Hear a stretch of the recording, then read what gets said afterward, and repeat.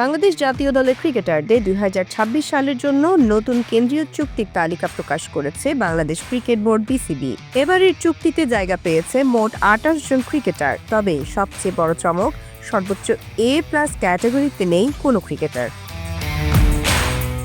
নতুন চুক্তিতে ৫টি গ্রেড রাখা হয়েছে। A+ গ্রেডের মাসিক বেতন ১০ লাখ টাকা হলেও এবার সেই তালিকায় শূন্য।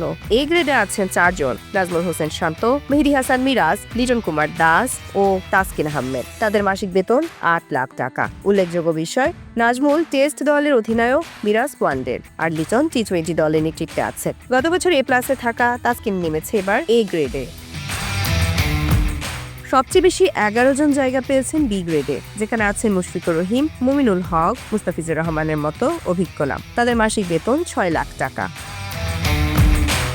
সি গ্রেডে ৬ জন, বেতন ৪ লাখ টাকা। আর ডি গ্রেডে ৭ জন ক্রিকেটার পাবেন মাসে ২ লাখ টাকা করে।